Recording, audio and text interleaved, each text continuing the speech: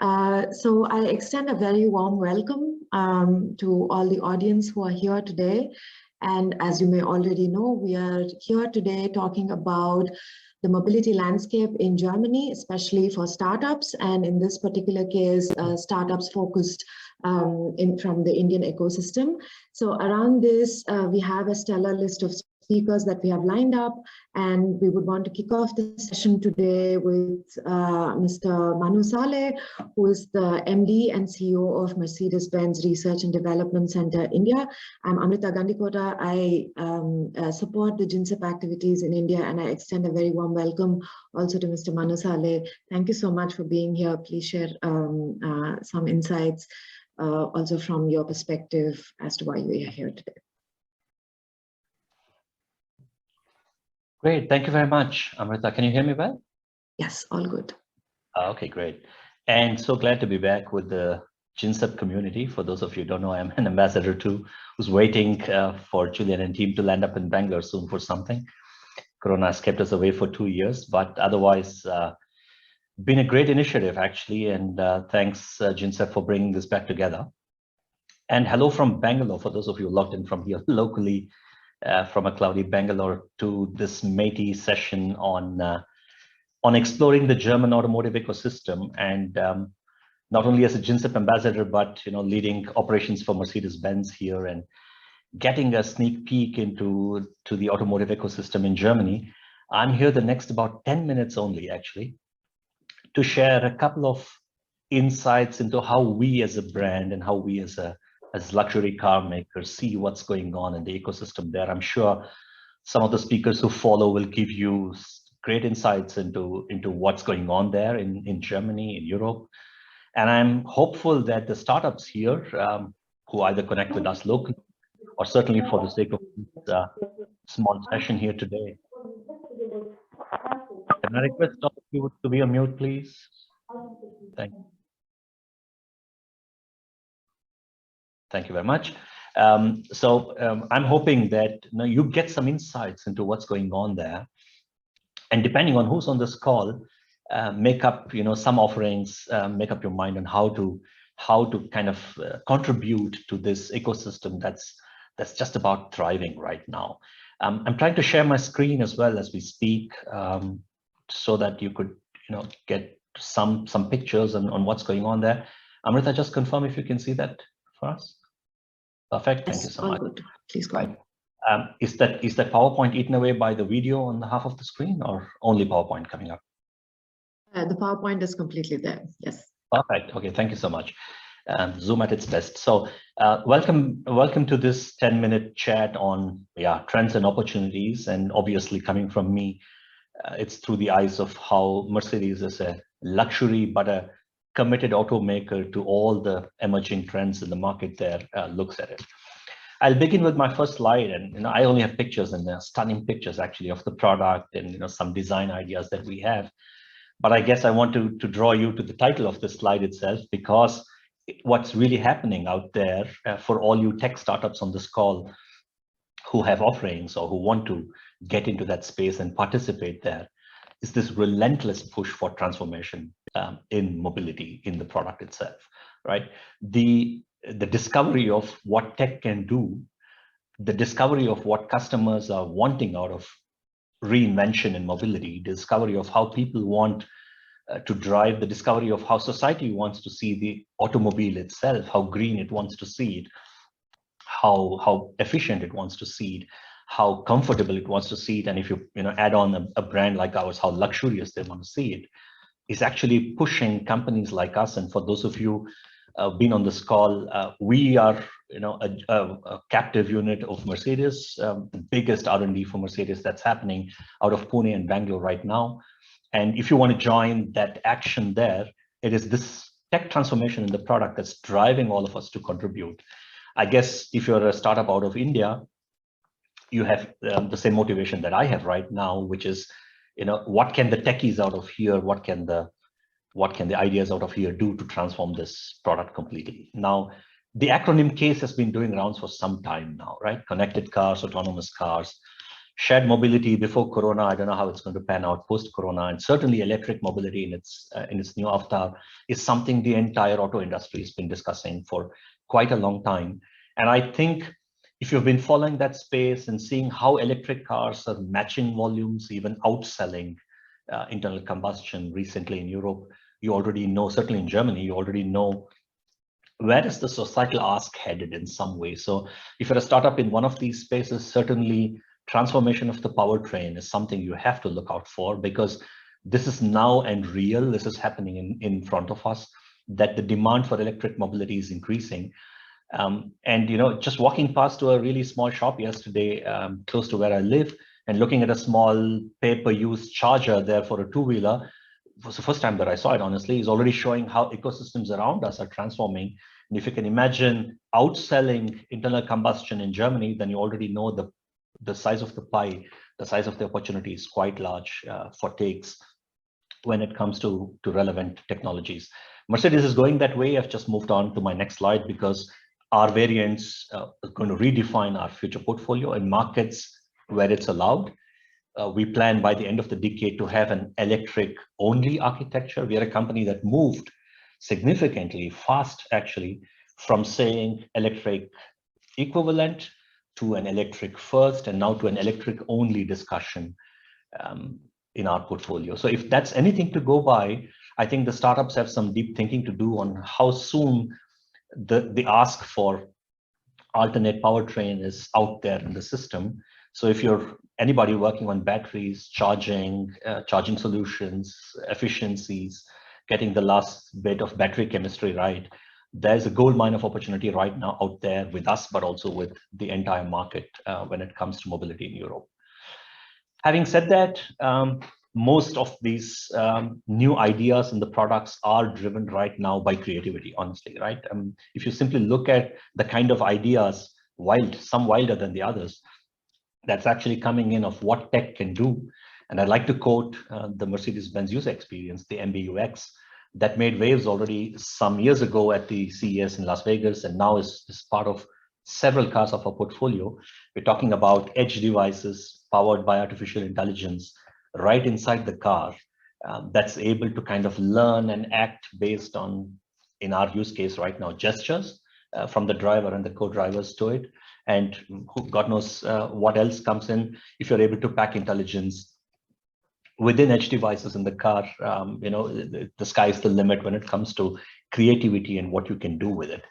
Again, I think deep tech driven by semiconductors, driven by silicon, driven by algorithms, driven by what use cases you can bring is something that's actually driving innovation in Europe within the car in several ways. We are seeing it through our lenses quite strongly. The picture that you see is, of course, of the latest CES offering that we had, back to electric, back to connected, the most efficient car that you can drive right now on the planet, at least from a battery architecture perspective. And there's a lot on aerodynamics and efficiencies and battery chemistry that's at play with the EQXX that you just see on the picture there. So right now, tech-led inventions are redefining, and repeating that often because, I'm meeting startups also within the NASSCOM family here, within our own startup Autobahn family here at Daimler, and urging them to be more creative about kind of transferring tech from the outside to the inside when it comes to auto, kind of redefining the auto in several ways, kind of rethinking the purpose of going from point A to point B and how you can do it, in what style and in what efficiency you can do it, how can you use the time going from point A to point B. I think use of tech in all of these areas is something that's driving us, and most of the inventions are getting there. And if there's one common word that's tying all of this, that hopefully, kind of triggers the passion in many of you startups out there, that it's all going to be software driven. Lead the whole transformation in the auto industry driven by software technologies is something that's coming up really, really fast within that space. Now, it may pan out as simple as where do you find the programmers? You find them here, to where do you find the algorithm developers? You find them here, to where do you find the solution providers? Maybe you find them here. So if you're attempting to explore the German auto space right now, the European space right now, where I think motoring, at that level of connected autonomous is going. I think these are the few keywords that you can carry with you. That's really going to find you certain use cases where you can go in and get some traction. On the other hand, doing all of this, of course, in an industry that's led by manufacturing, end of the day, comes also the topic of manufacturing, engineering, and sustainability. We have our ambition 2039. So again, through the lenses of Mercedes-Benz, we are aiming to keep a carbon neutral fleet, but also carbon neutral production system. And there's a huge amount of Industry 4.0 and related activities that's actually driving the way we're going to produce our cars, our vans, going ahead. As a ton of startup activity that we've started here with Startup Autobahn as well. If you may permit me to use the word, the problem statements out there for startups to solve are plenty right now within the space of product engineering that you just saw, and of course going all the way into production as well. That was my short glimpse through the lens of Mercedes-Benz into what's going on right now, and I really wish that you use this forum and the speakers that follow, like I said, to get an even more deeper peek, or at least a set of keywords that's going to help you connect locally. Of course, as part of GINSEP, I'm dying to contribute. So if you have anything that I can help through Julian and team, through Amrita and team offline, do connect with us. If a deeper look into one or the other aspects of what we saw today in terms of where the industry is headed, I'm glad to help you there as well. And Amrita, if there's short time for a couple of questions, then I'm around for some more minutes. Yes, that's very kind of you. Thank you so much. I think you covered all the key elements for the startups that are here today, the innovation challenge areas, also touching upon the importance of sustainability and how you want to take the next tide for MBRDI. So very quickly checking with the startups, are there any questions for Mr. Manu Sale, because he's here only for a short while? Yes, there's one from Kalpesh Bhalodi. How Daimler is connecting with solution providers using open innovation platforms for your areas of interest. For example, new electric powertrain concepts, EV charging concepts, modular energy storage. Yeah, Kalpesh, thanks a lot for your question. I'll dive straight into what comes quickly to my mind. I was briefly mentioning Startup Autobahn as a kind of a flagship program that we're running since 2018 already here in India, of course, since much longer worldwide for us. So if you reach Startup Autobahn, you basically get to connect with the company, the problem statements, your solutions, and certain subject matter experts who are able to kind of get your solution married into the system somewhere, or simply think broadly about what you have to offer and see how it can help transform one or the other problems. Going from a problem statement perspective has its pros, but also has its cons, because then you're just focused on just that one line to say, how do you solve this issue? Coming rather from what you have to offer allows the subject matter experts to think a little broadly, to think more creatively.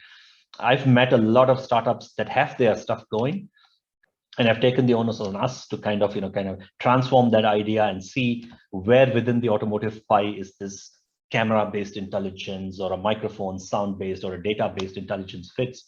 And honestly, there have been some real magic that we've done together when we have connected with the startups who've never imagined that something they're working on could be transformed into the auto space, and vice versa. An open mind has led us to meet startups that were doing something slightly different that could be used in the auto space. I repeat again, it's amazing how deep tech from outside, which regularly didn't find a mention or a space in the auto world, is today completely transforming or moving the auto world, right? Mind that statement, because that should open our brains a little bit into the innumerable possibilities that are out there in terms of what image, audio, data, physics generally. I'm looking at startups who solve some of my physics problem with coolants and with movement, with aerodynamics, bringing it all together. There's a ton out there if only 2 brilliant minds just come in, or 2 creative minds just come in and meet. That would be my answer to Kalpesh's question. Thank you so much. I think that was one pertinent question, and thank you also for leaving it with such an optimistic note, looking towards startups and startup collaborations. It's been a great pleasure, as always, that you're here and leading this session. So feel free to stay in as long as you want and interact, and at the end of the session, if we have any more interesting queries or any necessary connections, I'll facilitate it to you, also through Vinod. Once again, thank you so much. Yes. Let's do that offline, because I need to just log into my next call as well. Julian, Marian, team, thank you so much. Good to see you again, and all the best for the rest of the session here. Thank you. Thank you very much. So now moving on to the next phase of the session, I would now like to highlight the initial remarks which would be given both from the MIT side and also from GINSEP. One thing that is very important to note here is the MOU which we have come to an understanding between the MIT Startup Hub and GINSEP to focusly work towards certain important sectors which are of key relevance for both ecosystem, and one such sector is mobility, and that is why we are here doing this session, bringing experts from the German side, trying to create collaborations for the Indian ecosystem. So I think it would be even better if we begin with the speakers themselves who are here in the session today. I think I will begin with Julian because I see him right here. So please, Julian, please let us know a little bit more also from the GINSEP side and the relevance of MIT, and we will next go to the next speakers. Thanks. Yeah, thank you very much, Amrita. And hi, everyone, also from my side. I'm Julian. I'm leading the GINSEP project for the last 3.5 years now, based out of Berlin. Before that, I lived in India and worked in India for around 5 years. And let me just tell you a little bit about the context and why we're having this session and what GINSEP is about. So GINSEP, German-Indian Startup Exchange Program, is an initiative or a project by implemented by the German Startups Association, and we're funded by the German Ministry of Economic Affairs and Climate Action. So we promote Indian startups that are looking at Germany, try to support them, and German startups that are looking at India. So of course, in this context is from India to Germany. And we try to outlining business opportunities, but then also support when it comes to the facilitation to access the networks in the respective other countries. So today's session is a really good example of that, because we really want to focus on a particular sector. In general, we work sector agnostic, but we have dedicated sessions, dedicated events, and want to well, besides outlining the opportunities, we want to provide access to the networks and connect and create a platform, or be the platform that is facilitating between actors in Germany and India. And when I say actors, not only startups, but just like you saw, we have great corporates on board as well, like Daimler-Benz. It was really great to have these experts with Mr. Manu Saleh here, for example, but then also other experts that we have on board through our, let's say, partner network of more than 200 different organizations. But also we have something like the GINSEP Ambassador Network. And Mr. Manu Saleh and Marion from MM1 and Marius from VDA. So some of our experts here are also GINSEP ambassadors and support us with their individual expertise also. So this is exactly how we work. So we have not only a startup network, but this corporate or also other expert network, and try to support the startups in their individual ways to access the other market. And with that, we also working with, of course, partners in India, and one of the very important partners in India is the MIT Startup Hub. So we entered this closer engagement with them at the end of last year, and organizing different sessions and planning different sessions also in future to do that. So I'm really happy to have you with us. I think you must have received the invitation through them. So looking forward to interacting with you all. And I think now it's more time for getting really into the topic and hearing more about, what the experts have to say. Back to you, Amrita. Thank you so much, Julian, for setting the context. I think now we will move to the content speakers of the day, because Jeet is a bit stuck in one of an internal meetings, but he would be there at the end of the session. So maybe now let's progress to Marius. I really welcome Marius Ochel, who's here, especially from the German industry or German Association of Automobile Industry. Please, Marius, I give the floor to you, and we would like to know a little bit also from the trends and opportunities, especially for the Indian startups. So thank you so much for being here, and now the floor is yours.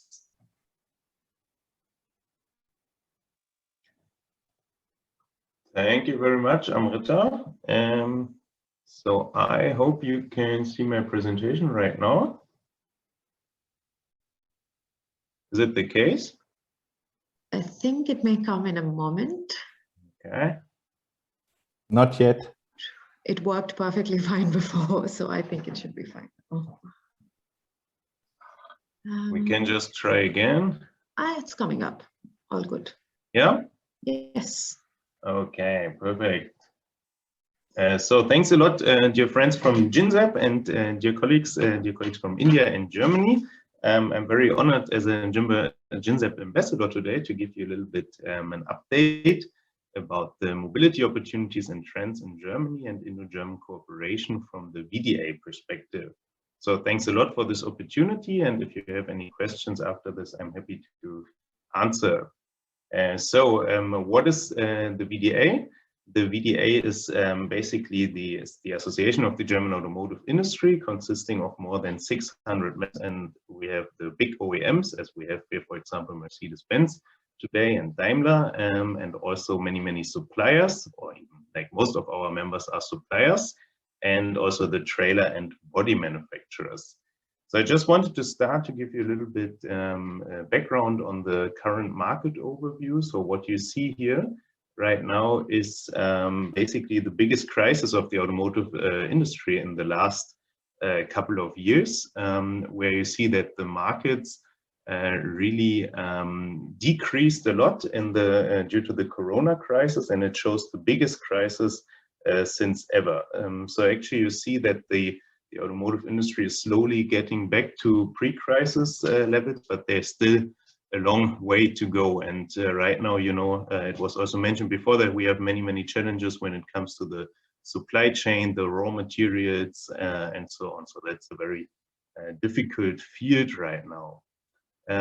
But for our Indian friends, very interesting, we just analyzed the current trends and the growth rates of the emerging markets, and we see here that India has the strongest growth of all emerging markets, where you can see that the market in India already is now on the same level as in the pre-Corona crisis and grew by 25% back in 2021. So we see that India really has is very strong right now, that the market is very developing in a good shape, I would say.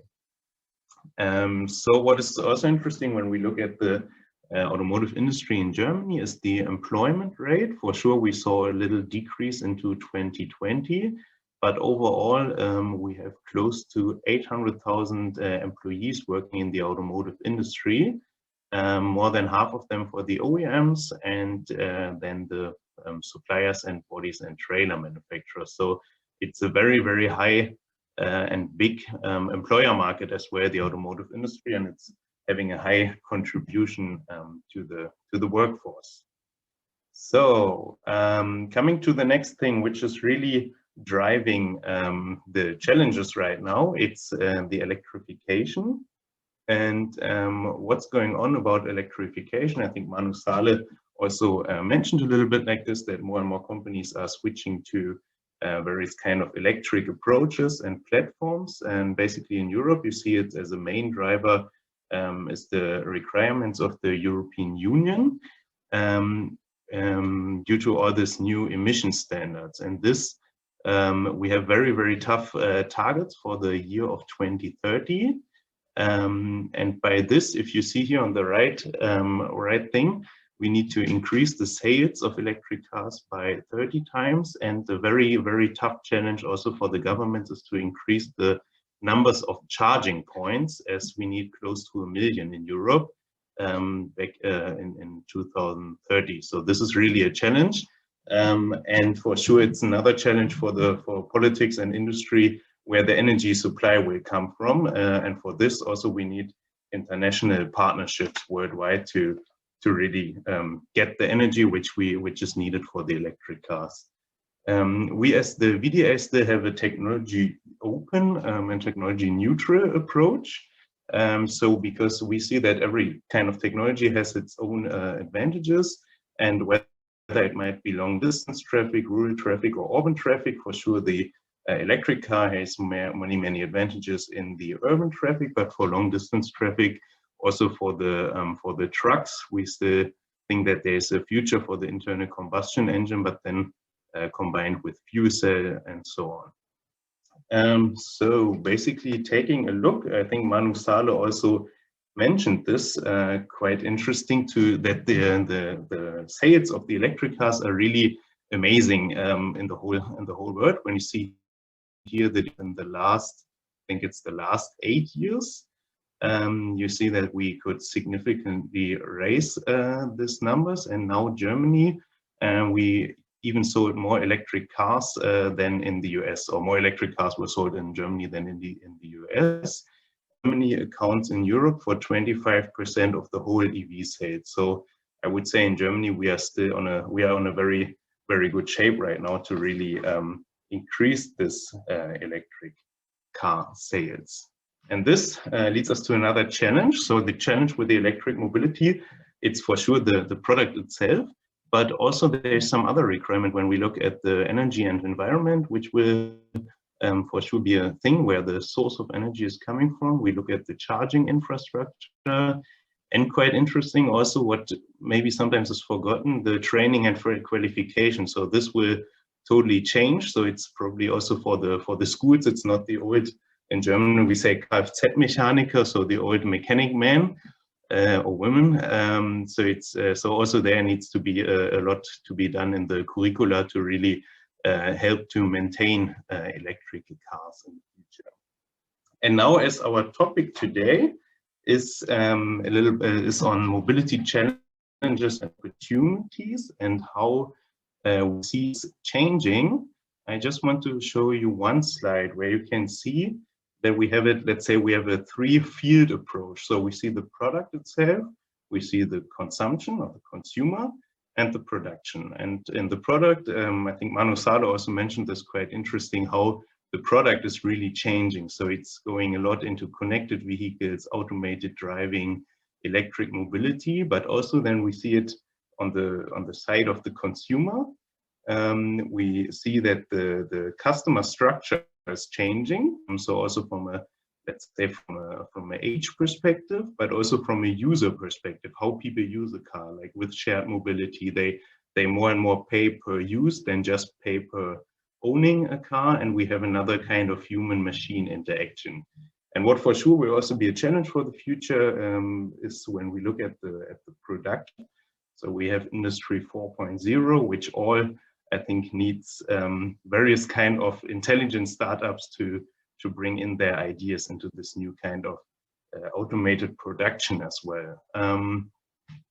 Taking a look at the next slide, why is automated and autonomous driving really, let's say, a driving force for the future? We say it's based on three various topics. It's the emissions, safety, and comfort. So for sure, for the emissions, it's probably the traffic will go more and more smooth, which reduces emissions. And on the safety, we see that it probably might really reduce the severe injuries in the future. And for sure, it's also kind of a comfortable thing for the customer of a car or for the user of a car in future, if he might go to work and can read a newspaper. So next thing, mobility and traffic. This is how Germany thinks. It was quite interesting because last year we did a, let's say, a survey together with the Allensbach Institute, did a survey commissioned by the VDA to really see in Germany how is the mobility behavior and what do people really think on their personal mobility use. So I just want to highlight three kind of results on this.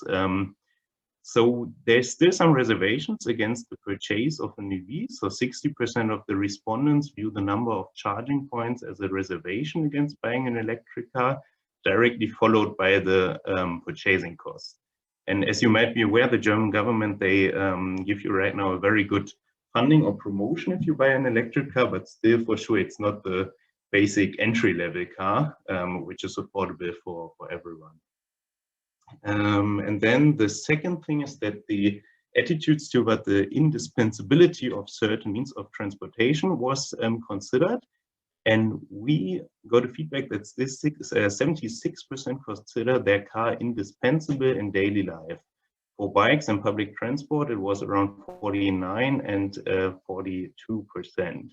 This is also quite interesting because this survey was done during the COVID crisis, and we also saw that there's many more people now getting back to, let's say, personal mobility because as it has less infection risk and so on. So this might also be a driving force that still you see that, for example, we see the registration of cars per person in Germany, it's still growing because many people now changed again to own their own car instead of being in public transport. And another thing was the satisfaction with public transport. So we observed that only in the average 40% are satisfied with the public transport. So I think it's really a thing where you live. I mean, I live in Berlin. We have a very well working public transport system, but only if there is no ice and snow, then in Berlin everything breaks together.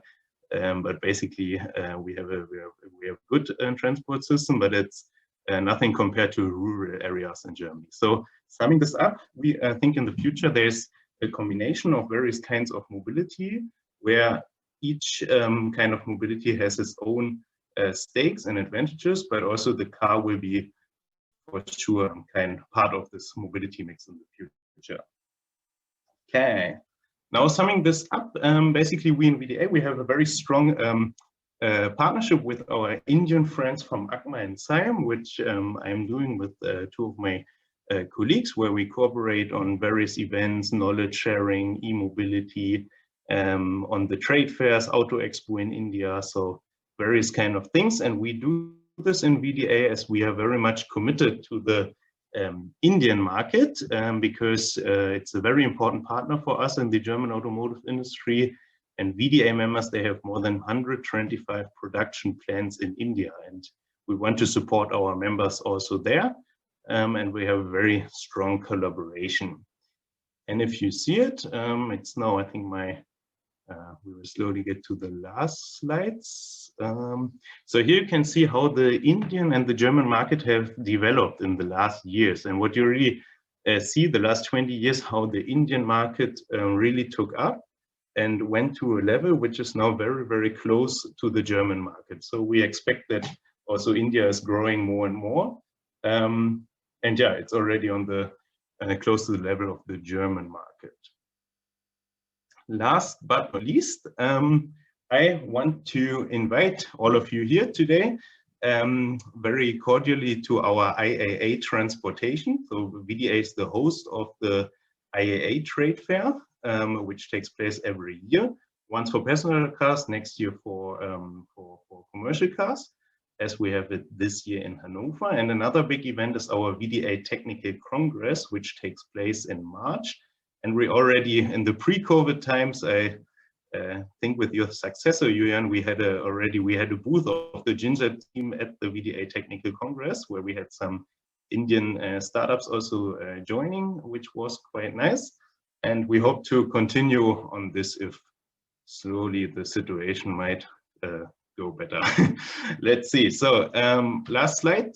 Thank you very much. You may reach out to us for any contacts and check any questions also in the chat box. So I hope I could give you a little overview about the VDA's engagement in India and our view on the mobility of the future. Thanks a lot. Thank you so much, Marius, for a very concise snapshot of the activities of VDA and especially your innovations in terms of in the mobility sector. What I personally liked was this one slide where you said, this is how Germany thinks. I think to put it in a perspective like that is very interesting, especially when we are talking about cross-border collaborations. So are there any questions for Marius at this point, or should we take them at the end of the session? At the moment, I don't see any questions coming up on the chat, but I request the audience to keep the questions up so it keeps the interaction level higher. But at this point, thank you, Marius. Perhaps we will again interact at the end of the session.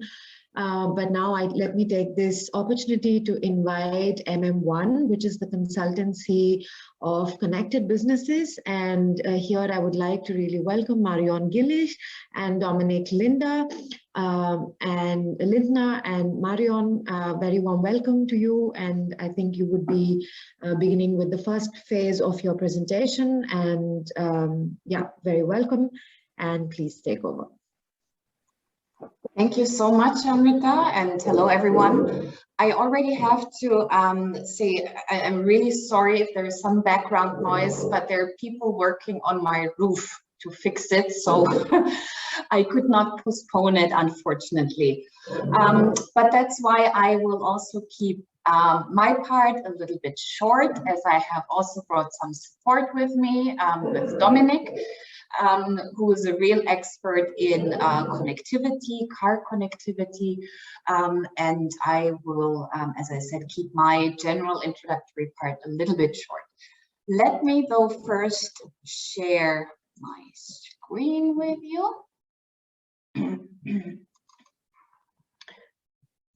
And please do let me know if you can see it. Yes, it's coming up. All good. Yes. Yep. Yeah. Super. Perfect. Great. So before we jump right into our topic, which is how can we build bridges for German-Indian business, we wanted to just give a little bit of a personal introduction about who are we, who's Marion, who's Dominic. So I start first. My name is Marion. I'm 41 years old. I'm also a GINSEP ambassador. That's how we got in touch also for this event. And I'm very honored to be here, not only as a GINSEP ambassador, but also from a, let's say personal perspective, because I lived close to 8 years in India, in Chennai to be precise. And I have twin boys. They're 3 years old, and they're also half Indian, as my husband is Indian. So I'm very, very closely connected to India, and it's very close and dear to my heart to support then also Indian startups. And if I could combine it with my other passion, which is automotive, even the better. I worked about 18 years in the automotive industry at Daimler. That's why I know Manu Sala also very well, and I know a little bit about the challenges and the possibilities that the automotive industry offers in Germany, but also globally. And in India, I worked at DICV, Daimler India Commercial Vehicles, in different functions, from supplier management, procurement, to sales and marketing, building up the Indian dealer networks. So I'm still very close with a lot of our dealer partners there. And yeah, as I said, just India is very dear to my heart. Dominic, quickly over to you. Thank you very much. Hello, everyone from Berlin-Neukölln. I'm Dominic, and thank you for letting me share my mobility experience with you today. Maybe some facts about myself. I'm Dominic, I'm 33 years old. My wife and I, we live together in Berlin. We met in Shanghai when we both studied there at Tongji University. And before I joined MM1 5 years ago, I worked as a research assistant at the university and as the assistant to the CEO of a mobility startup. And so research and data, this is really a passion of mine. I hold 2 master degrees. Last year, I attended the executive program at MIT for artificial intelligence. And yeah, that's about myself. In my talk later, I will speak about my daily work. What legal challenges do we face when we implement the future of mobility and how we can approach together these challenges. I'm very excited about that. And thank you for letting me share my experience with you today. Super, thank you. So let's really quickly go about some of the introduction about MM1 so that you also know a little bit about the company and what the company is offering.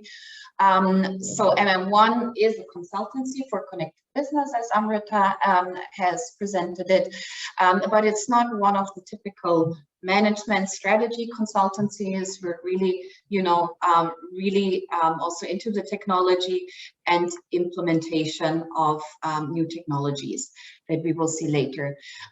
We have more than 20 years of experience and about 100 or so consultant experts. And all our projects are innovation projects, a lot to do with connectivity, but Dominic will just give you then also a glimpse into what our daily business is. We have been awarded now the 6th time in a row by an independent magazine, Brand 1, for the best consultancy in mobility and digitization. We are divided into, we call it always a 4x4 matrix. We have our 4 main service offerings, so our real areas of expertise, which is connectivity and IoT, data thinking, with that goes AI, machine learning, and what you actually then do as a business model with all the data that you're also generating. In the digital innovation practice, we're really focusing also on building digital products and services, where we have capabilities, for MVPs, POCs, and the digital transformation office is basically supporting all this with agile methodologies, Scrum, SAFe, design thinking, lean startup methods, OKR building.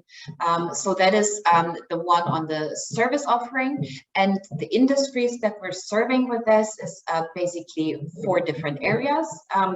Telco, we can proudly say that we work with all the big 4 telcos that are in the German market, Vodafone, Telefonica, Telecom, and who did I forget now? Dominic. And 1 and 1. 1 and 1. Yeah.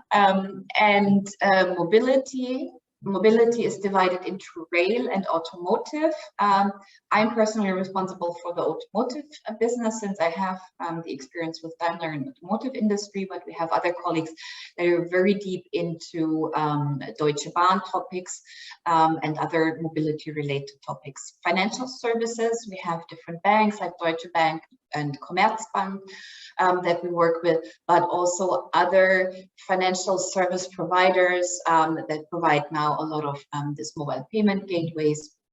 And industry is basically like BASF and other industries that don't really, that cannot be clustered into, let's say, telco, mobility, or financial services. So it's a broad spectrum that we're offering. And as I said, we're not just, painting the nice slides. We can do that as well, really working on the strategy and the vision, but we're really also then, as I said, into building ideation together with the partners, ideation creation, and then building also products and services here. That was really a quick glimpse into what MM1 is doing in general. Now coming to be a bit more specific about India and Germany, opportunities and challenges that we see here.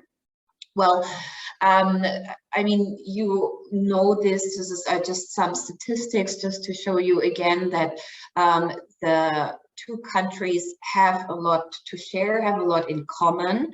From a trading perspective, of course, Germany is India's largest trading partner within Europe, and I think about the 6th or 7th largest globally. Germany also is, of course, importing a lot of products from India. There is India ranked on place number 23. There are a lot of German companies, automotive related, but also other industries active in India, about close to 1,700 that either have their subsidiaries there or liaison office, as India is just a very booming market and very interesting market, of course. But on the other hand, there are also a lot of Indian companies in Germany. Of course, there are the big ones like Infosys and Wipro, TCS, but also, especially in the automotive space, TVS Lucas, Motherson Sumi, with all their different ventures. They're very, very big and have many, many plants in Germany and very well established in the automotive space. So I think that's very good and very positive news. And as I was just speaking recently to Motherson, they're also, growing their plans and their offerings in Germany. So it's very well possible as an Indian company to have established business then in Germany. Germany, of course, on the other side, you all know that is home to a lot of the automotive OEMs, especially in the luxuries in the premium space. So Mercedes-Benz, BMW, Audi, Volkswagen, Porsche, they're all in the top 10 of the most valuable brands worldwide within the automotive sector. But apart from, let's say, these big companies and these big OEM players, there is what we call the Mittelstand, the small and medium enterprises. And that's actually the economic backbone of Germany. About 60% of all German employees are employed by a small and medium enterprise, by the Mittelstand. So the Mittelstand is sometimes a bit overlooked because, you have all these big car makers that overshadow it, but the Mittelstand is where the production happens. That's where the workforce is. And that's also where innovation is being driven. And there's still a lot of potential that we see.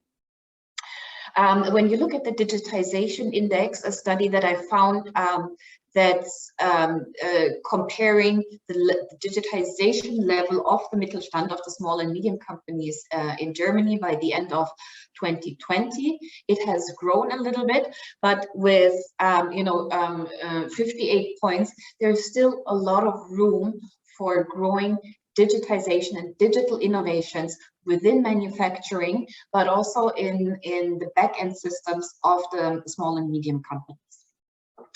The small and medium companies also see that they need to catch up, and a lot of them see artificial intelligence, AI, as well as data analytics as those areas where they want to grow the most. So, of course, we're focusing now on mobility, but again, data analytics and artificial intelligence in the automotive space, where we also have a lot of small and medium companies. Maybe someone of the startups here present are in that space. That's really where we see a lot of potential. However, it's of course, and we understand that not that easy from many perspectives, just to come to Germany or to India then and to do business. There are a couple of barriers. Of course, there is the language barrier in terms of how do people communicate. I think English is quite well established now in the German corporate world, but it's still about the context and how you convey certain messages where there might be a little bit of differences. Then there is, of course, the cultural distance. There is I would see the Indian culture, and as I've experienced this, more as a circular culture, whereas Germany is more linear. There is a start and there is end, and that's it. And Germans tend to be also very direct, right? Whereas other cultures, especially in the Asian context, are a little bit different when it comes to that. Institutionally, and when it comes to laws and regulations, of course, there is also a lot to consider. Though Germany is ranked lower in the ease of doing business index, which means it's easier to do business than India, but it's still, you need to know your way around. And let's say within Europe, I would say that Germany is considered as rather bureaucratic. Of course, there are also a lot of pan-European regulations, such as the GDPR, but there's also a lot of German-specific regulations when you come to set up a business that you need to consider. And then, of course, especially now driven through the pandemic, there might be currently a geographic hurdle to enter the German market, as traveling is just very, very difficult. Now I jumped a little bit too far. So how can we as LM1 also, bridge some of these hurdles? We can support with market entry strategies, partnering and sourcing, giving you insights into trends, and then also working together on business models, especially in the data field, and everything that's to do with connectivity. Now, today, we just want to go into a few of these and give you a little bit of a glimpse into that, into partnering, sourcing, trends and insights, and then a bit more detailed where Dominic will speak about some of the connectivity challenges. What we have done here and what might be quite interesting for you in, let's say, a partnering context is all the big DAX companies. DAX is the German stock exchange. A lot of them, or most of them, have also startup programs, incubators, or other innovative ecosystems that they offer for and with startups. You have already heard Manu Saleh talking about Startup Autobahn, where Mercedes-Benz or Daimler is one of the major sponsors, but all the big DAX companies have that. Now, this is a study that we have done in 2020 and 21, where we have compared all these programs of the big DAX companies. We have the same also for the MDAX, which is this Mittelstand, the small and medium listed companies, and you can find that also by using the link that I provided on our MM1 homepage. So they have all these different programs, and for one or the other, it might be interesting to connect to these programs, to use them as a leverage, and take it then up from there. So that's something that we can definitely connect you with. Just to give you another glimpse why the DAX companies like to work with startups, it's of course also for them a branding thing, They want to find also that unicorn that then create also revenue. So they're not just doing it, for the better of the world. They want to use that innovation power and also the cultural transition, because some of these DAX and MDAX companies, from a cultural perspective, from a working culture perspective, are not that advanced yet. So with the startup spirit that they create through these programs, they want to transfer that also to their, let's say, everyday business.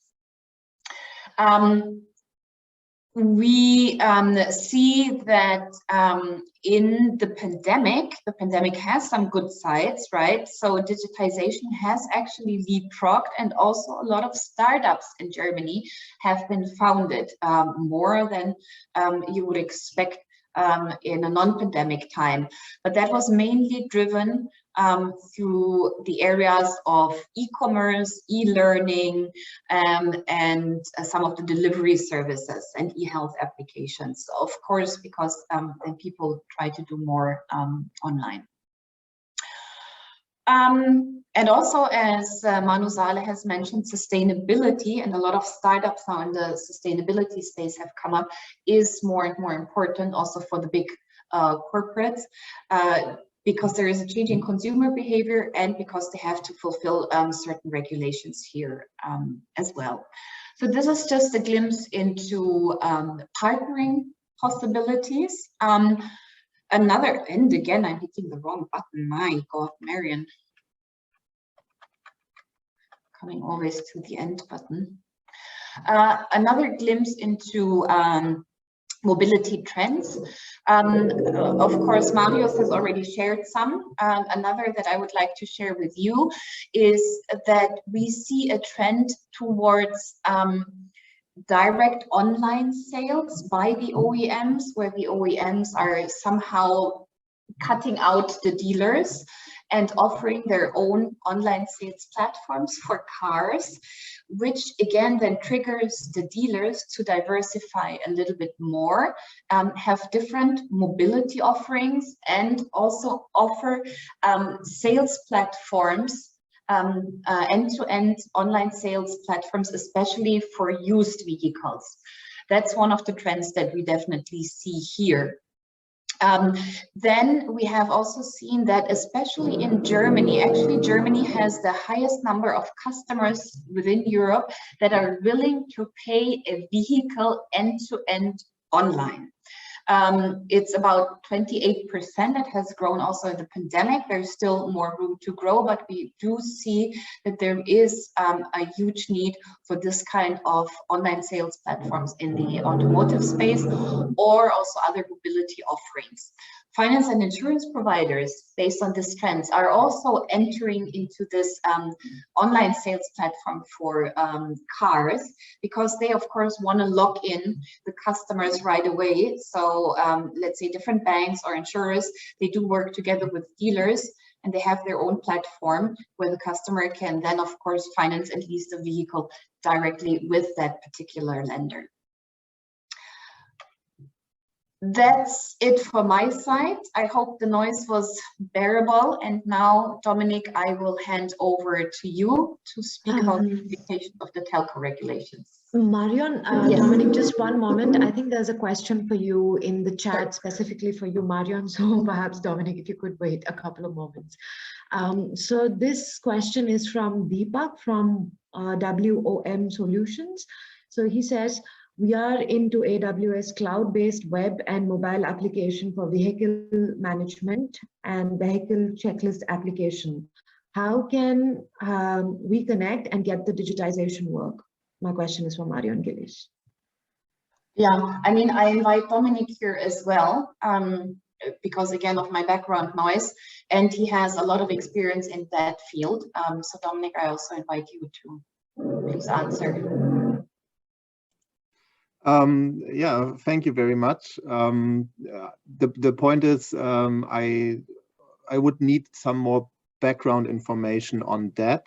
What exactly is the service you offer, and what are you referring to when you use digitization gap? Are you referring to the digitization gap Marion described in the German market, or is it a gap which affects your own processes and you want to reflect on that? Can you provide there some background information?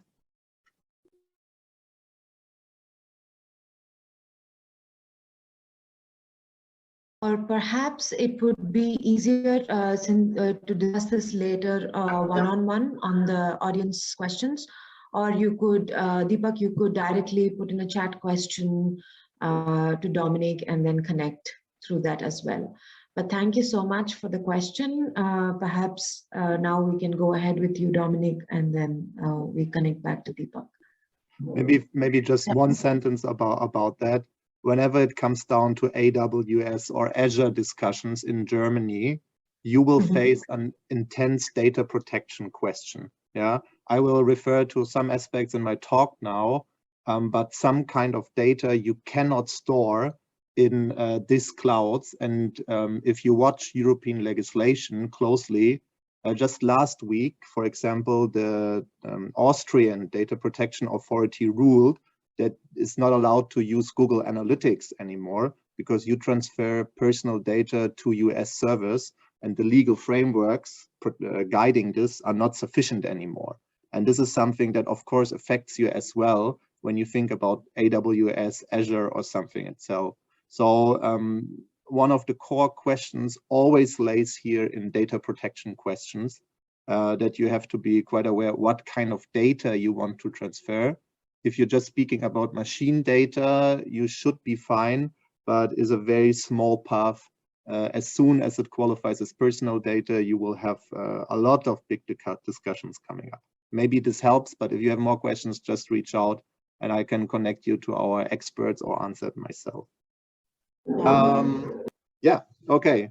Hello, everyone. I'm Dominic, and I will take you on a tiny journey to the car country Germany today. As you know, Germany is a car country. Combustion engine was invented here, and as we heard today, many German car manufacturers are famous around the globe.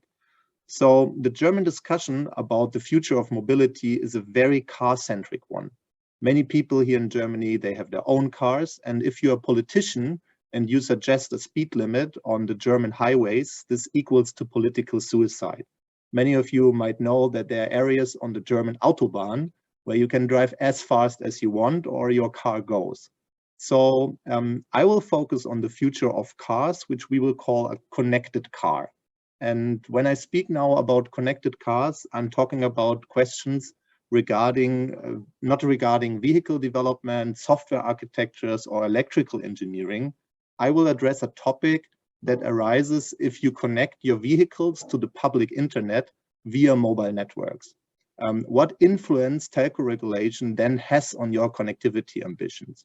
On the next slide, I will show you why you should have some connectivity ambitions also. To my view, there are 4 reasons why automotive industry needs stable, reliable, and fast mobile network connectivity for their vehicle fleets.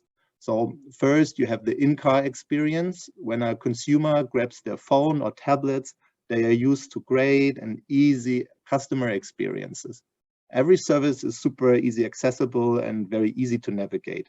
And if I was a consumer and I buy a device that is factor 50 or 100 more expensive than a phone, I expect at least the same convenience about this digital experience. And the core element to provide digital services in a car, such as video streaming or gaming is connectivity. And second, we all know that today's revenue models already rely on the clever usage of data. And this development will only intensify in the future. In-car data is crucial for providing better services like predictive maintenance, and in-car data is the key information for your R&D development. So to transfer data to your own IT systems in real time, you will also need this stable data connection. And last, we all know how essential the data connectivity will be to establish the future of autonomous mobility and real-time communication between vehicles themselves and vehicles and their surroundings. This is no utopia. This is the future on the rise, which will also rely on a stable data connection. Although this might all not be news to you, it strengthens my argument that it's not about horsepower anymore, and this brings MM1 into the game. So MM1 is a consultancy with connectivity at its heart. Since more than 10 years, we continuously involved in projects with connected car-centric questions. And in the last years, we helped to connect over 3 million cars with mobile networks. On this journey, our experts solved a huge number of questions and gained a lot of experience in the field of connectivity. We supported many European countries, and all these projects have been a crazy learning path. I already said I will dive now into the question which arises if you want to enable connected services. And let me shortly explain on this slide what I mean when I mention connected car services. Let's look at this 2x2 matrix. And I consider it quite helpful to structure the term connected car in 2 dimensions. First, you should always look if the service in question is an in-car service or an out-of-car service. Second, you should always ask yourself if the service in question is software-based or more hardware-based. So for example, a software-based service, which I also consider an out-of-car service, is an over-the-air update. And hardware-based services comprise topics like virtual vehicle upgrades or transfer of operating or maintenance data. All these services are very exciting, and maybe you have some great plans with this, but I will focus on software-based services which have an in-car relation. So I'm talking about transfer of media data or IP-based communication. And all the services I'm referring to, they are accessible through the vehicle's own infotainment and operating system, and they are all realized via a SIM card installed in the vehicle. Mostly we are for the technical experts, we are in a dual APN scenario. So you have one APN, which is used for telematic traffic, and the other APN will be used for B2C connectivity applications. And so I'm not talking about any mirroring cases like an Apple CarPlay or Android Auto, and I'm also not talking about scenarios where consumers bring their own connectivity. And in the last 5 years, I helped my clients to plan, build, run such connected car service. And let's dive a bit more into this topic now. So 5 years ago, I was faced with an interesting question. The vehicle manufacturer wanted to offer its customers more and more digital services in the car. So they were thinking about providing streaming options, Wi-Fi-based internet access, messaging functionalities, and all these kinds of service. But they had one fear, so that offering such services would put them into the position of a telecommunications service provider. Because here in Europe, companies that provide telecommunication services, they have to deal with a lot of requirements and obligations. And I promise you, no one is keen to deal with such obligations. So the vehicle manufacturers approached their network partners, and my job was to plan and run a Europe-wide legal feasibility study. We wanted to understand how all these regulations in Europe consider the digital in-car services, and we needed a comprehensive overview what are the requirements associated with disconnected car services. Therefore, we gathered legal and regulatory experts, and we created a unique questionnaire. This questionnaire now comprises 60 questions, which are all relevant to understand the implications of regulatory and legislation for connected car services. And this questionnaire we regularly hand out to law firms in the respective countries, and these law firms assess the questions very, very carefully. And in the end, we evaluate the answers of the law firms and translate them into the technical and organizational requirements a developer or a product manager here needs. And with this translation and this overview, the parties know what they must consider when providing connected car services. And let me get a bit more clear what I'm referring to. So connected car services, most national regulators in Europe will consider this a so-called electronic communication service, which I will just call ECS now. An ECS is a service normally provided for remuneration, and it consists wholly or mainly in the conveyance of electronic signals. And you have to note that remuneration does not necessarily mean that a customer pays you directly some money. It can also be that the service creates some additional data that you can use to strengthen your business model, or that the customer is willing to pay a higher price for a car where such services are available. And furthermore, one might think conveyance of electronic signals needs to be understood in a technical way, like transferring radio signals. But it's more to be understood from a contractual way. Who is the provider of such service from a contractual point of view? And you need to be very careful in designing all your contracts with the involved parties to not fall into this trap. And yeah, so the manufacturer's best interest is to be very, very careful about this thing and to be very aware of the requirements associated to such services. Let me give you a better understanding what requirements are connected to such services. So on this slide, you find a short overview of some requirements these ECS providers must comply with. So the examples here are based on my project experience I gathered while launching these internet access services in over 20 countries. And like on the left side, you will find the obligation of licensing. Most legislators oblige you to register with national telecommunications authorities. And the countries I know, they design this process quite heterogeneous. So in some countries, it will be enough, you fill out an online form, and other countries will send you through an intense application process. So for example, in Portugal, this process took me several months to pass. It was like a lot of calls with the authority. I needed to hand in tons of documents, customer care concept, technical descriptions.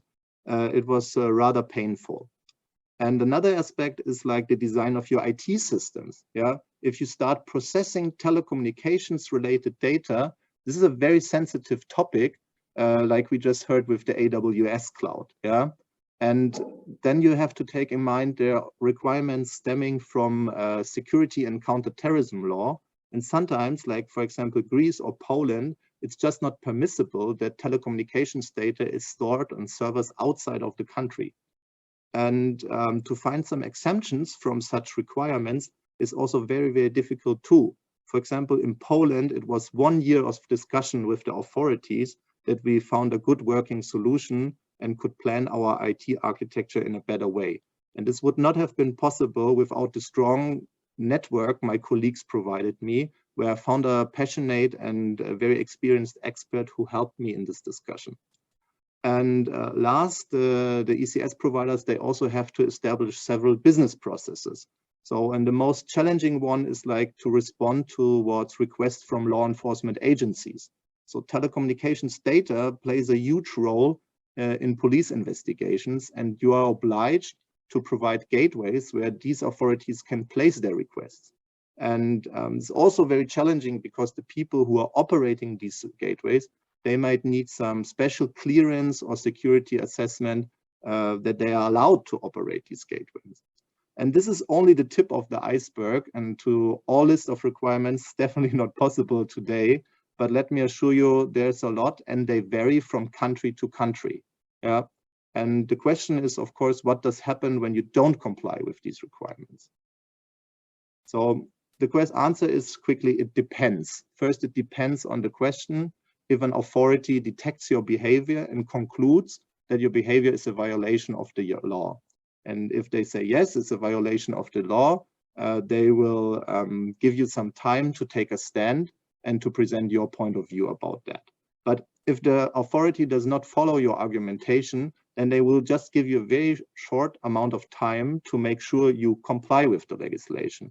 And in one of my projects, I was confronted with the situation where the authority concluded that our setup did not comply with national legislation, and we received quite short deadline to ensure compliance.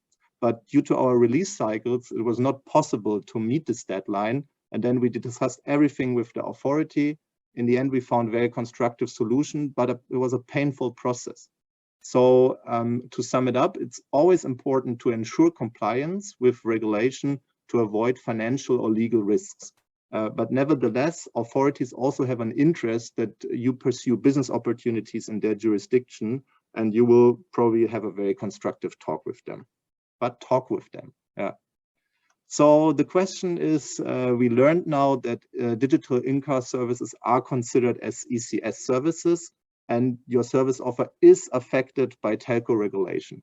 And you will find 3 ways how the vehicle manufacturers approach this situation. First approach is they just ignore the situation and provide the service without taking the requirements stemming from telco law into account. Could work, you could become the richest man in the world. This is how this manufacturer approaches this situation. Second one is they acknowledge the situation and try to comply with it themselves. And third one is they try to outsource all this to the mobile network operators, to the MNO partners, and say, MNO, please take over all the responsibilities. And the third one is also the most common one, and I will just show you how this works. So a wonderful picture. Here you see me and my team. We were responsible for the rollout of Google Automotive Services in Europe. So we worked on the side of the mobile network operator, and we were responsible enabling connectivity for vehicle fleets which rely on Google Automotive OS. Google Automotive OS is the middleware in the car where car makers can use it to offer modern in-car experience.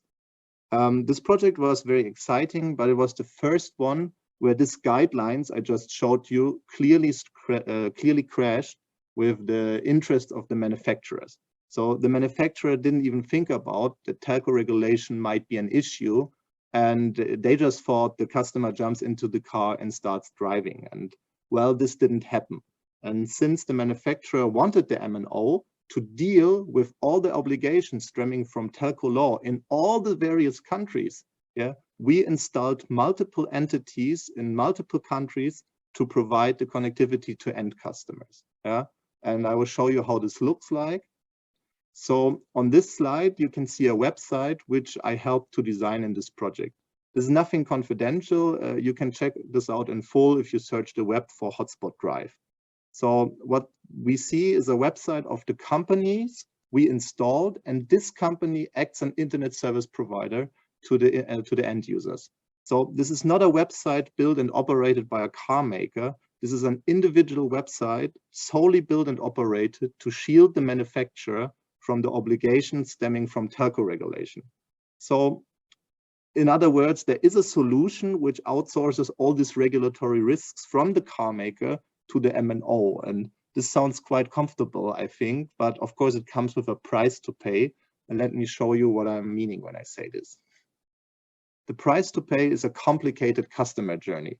So if a manufacturer wants to shield itself from these telco obligations, it requires that customers register with internet service provider. So all solutions that I know, they are working like the one you can see here. The person who wants to use the service must register on an extra website. This person needs to create a customer account, consent to legal documents, all this. And the tricky part is that you cannot just imply one process. The process must vary from country to country. Sometimes it's okay if customer just accepts the terms and conditions, but sometimes you will be required to gather data of these customers, and sometimes you're even required to verify this data with appropriate means. Of course, all of this is doable, but we can probably all agree this is not an easy and nice customer flow. And there are more ways how to optimize this, but I think we are out of time. So let me just briefly sum up what's important. So from a European perspective, there is a beginning of an in-car entertainment revolution. So if you're already in this business, you're doing great. There's a lot of opportunity, and data connections between cars and the internet via mobile networks will become more and more important. And the legislators, they are still not so sure how to address this topic, but you can also see the situation gets clearer and clearer. From today's perspective, it's undeniable that the services are affected by regulation. The unanswered question is how to comply with it exactly. So I strongly recommend you, if you're in this business, discuss this with your MNO and get a clear view on all the requirements that you can inform your developers and your product owners in time, and you don't lose speed or resources. And quite good expertise that comes partly for free, you can always find with the mobile network operators. So get with them in touch and ask them everything. Last slide, I will tell you what you should ask them for sure. So the first thing you should ask them, which mobile network profile they want to use. Gain an understanding what are the roaming agreements underlying of this network profile and which countries are covered by the agreements. I don't know from India, but I know from China, this is always a struggle if you want to test connectivity in Europe from abroad. Because there's so many problems with the mobile network. So make really sure the solution can be tested from India and what requirements can be met. And make clear what customer experience matters for you and agree on this. I showed you a solution to minimize the regulatory risks for the car makers, but of course it's a very complicated customer journey. And this is always a trade-off, so decide for one way and go with it. And don't underestimate legal and regulatory implications in Europe. Discuss this with the experienced partner and gain really an understanding that you can plan your product from the beginning and not adapting it from time to time. Okay, that was my talk. If anyone has questions, feel free to contact me, reach out via LinkedIn. I'm very happy to connect, and thank you to share all my expertise today. Last thing, we are hiring in the field of mobility. So if you know anyone who's searching for some job experience in consultancy, we are very happy if you could connect us with some great-minded people. Thank you for having me. Thank you so much, Dominic. I think that was a very solid session with a lot of knowledge, especially on on-ground challenges in this sector. And I also appreciate that you reiterated the fact about keeping in the regulatory and the legal frameworks in mind. There are a lot of comments that have come up in the chat in terms of people wanting to look for collaboration. So I request Dominic, you could also look at it, and also for the other startups, if it may be of use. But at this point, I would like to welcome Mr. Jeet Vijayvargiya, who is here with us in the room. And I would like to give you the floor to say a few closing remarks. And thank you so much for making this session happen and bringing in your network as well. Thank you. Yeah, on to you. All right, thank you so much, Amrita. Let me first off start by thanking you guys, Ginsep, for making this happen. See, our goal is to connect the communities, right? Enable collaboration and make sure that entrepreneur to entrepreneur connect can really take roots in like-minded countries with democratic values and driven minds who are trying to create something for the world. And at the Mighty Startup Hub, that's what our goal is. We work with various countries, startup hubs, and figure out how do we enable cross-border collaboration. And I want to thank Dominic for a really interesting session, really interesting. And this is what the most fun part is, right? He was able to tell us a very interesting thing about connected cars being internet service access, right, for the consumer. Ultimately, we are not selling a product, we are selling an experience. We are selling the final need that is being captured. Connected car is just a product, but what is a need? It's the internet access as a service. So very interesting way of looking at it. And I think this is where the value comes when you start interacting and engaging with folks from different countries. As you know, our mindsets open up. We start evaluating things from a different perspective. He also talked about, regulator as your friend, not a foe, right? Ultimately, we all live for ease of doing business and enabling collaboration, but at the same time, regulators play a very important role as the safeguard of rights, opportunities, and health and wellness of the citizen, and especially in a sector like mobility. And of course, Germany being the leader in the world, safety, quality, privacy, security, these things are of paramount importance as cars become computers, right? So we really need to really think through that what is our regulatory strategy and how do we adopt that global mindset. If you want to sell in the world, we have to operate at the world-class level. And third thing, he even talked about the different strategies of dealing with it, right?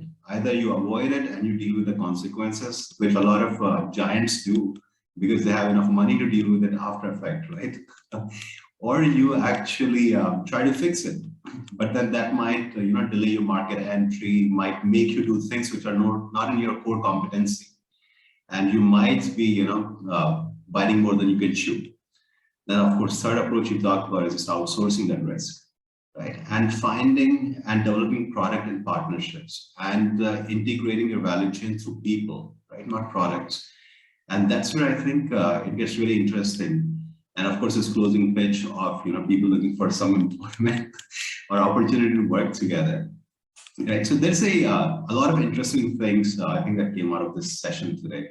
And I would encourage our startups that are listening to this, that this is just an opening shot in the game, right? It's about connecting with the people, understanding what sells, what doesn't sell, what is the market entry strategy you need to develop, who should the partner be, what should the perspective be, what should the timeline be, what should the risk appetite be, and be realistic and reasonable at the same time being driven and ambitious. So I think it's quite fascinating session, and Jinsep and Julian here, thank you guys a lot for this, and I hope Dominic can develop some relationship here like the rest of the folks who are here today. And then we can find some lasting ways to collaborate. So even if a couple of good partnerships come out of this session, I think we have hit a home run.